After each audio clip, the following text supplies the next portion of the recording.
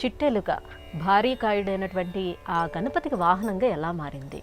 అంతటి భారీ కాయుడైనటువంటి గణపతిని చిట్టెలుక ఎలా మోస్తుందని ఇందులో ఉన్నటువంటి ధర్మ సూక్ష్మం ఏంటి? బాగుందమ్మా. చిట్టి ఎలుక, చిట్టి ఎలుక మన తెలుగు పదాల్లో ఆనందాన్ని గొలిపేటువంటి పదం.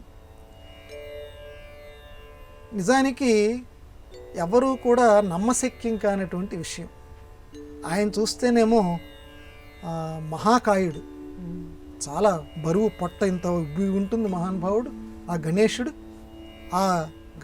ఆయన చిన్న ఎలుక మీద కూర్చొని ఉంటాడు. ఇది చూడటానికి చాలా వింతగా ఉంటుంది. ఆధునికుల్లో కూడా తెలియనటువంటి వారు, గణేశ తత్వం తెలియనటువంటి వారు ఇది ఎట్లా సాధ్యము అని అంటారు. ముందు 2 రకాల సమన్వయాల్లో మొదటి సమన్వయం చెప్తాను. దీని ద్వారా స్వామి లోకానికి ఒక సందేశం ఇస్తున్నాడు గణేశుడు. ఏమని సందేశం ఇస్తున్నాడంటే, మీరు మామూలు మానవులు ఇటువంటి కార్యక్రమం మీరు చేయలేరు. ఒక సాధారణమైనటువంటి దాని మీద మీరు కూర్చోలేరు. కూర్చోవటమే కాదు, అది నడుస్తుంది. అది నడిచినప్పుడు నేను కూడా దాని వెంట వెళ్ళగలను. సాధారణమైనటువంటి మీరు చేయలేరు. కానీ దైవాన్ని అయినటువంటి నేను మాత్రం దాని మీద నేను కూర్చోగలను, కార్యక్రమాలు నడిపించగలను. అంటే ఏంటనమాట, నన్ను గనక మీరు సేవిస్తే, ఎంత అసాధ్యమైన పని ఇది. అంత లఘువు మీద, అంత తేలిక మీద ఇంత బరువు కలిగిన వాడు కూర్చోవటం. కాబట్టి నన్ను గనక మీరు సేవిస్తే, గణానాన్త్వాం గణపతికిం హవామహే అని చెప్పి నన్ను హృదయపూర్వకంగా గనక మీరు ప్రార్థన చేస్తే, గణేశ అథర్వణోపనిషత్తులో ఉన్నటువంటి మంత్రాలు చదివి, ఆ బీజాక్షరాలతో గనక చదివి నన్ను గనక మీరు సేవిస్తే, మీరు అసాధ్యం అనుకున్న పనులు, ఇక నా వల్ల కావటం లేదురా దేవుడా అనుకునేటువంటి పనులు, వాటన్నిటినీ కూడా నేను సుసాధ్యం చేయగలను. దానికి ప్రత్యక్ష నిదర్శనమే నా యొక్క ఈ రూపము.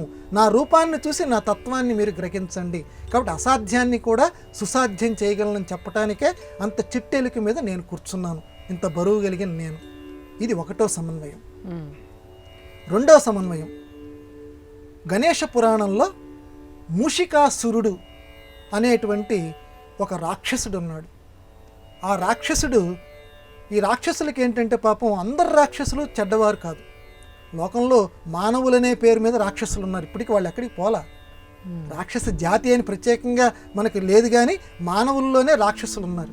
కాబట్టి మూషికాసురుడు అన్న వెంటనే వాడు ఏదో ప్రత్యేకమైనటువంటి జాతి అని మనం అనుకోక్కర్లా.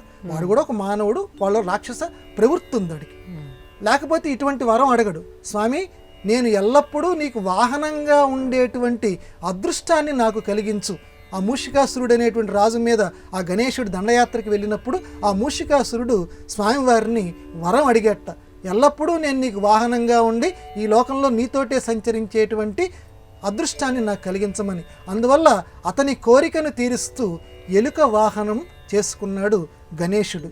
అందుకే అప్పటి నుంచి ఆ చిట్టెలుక మీద గణేశుడు ఉన్నాడు. ఇది రెండో సమన్వయం.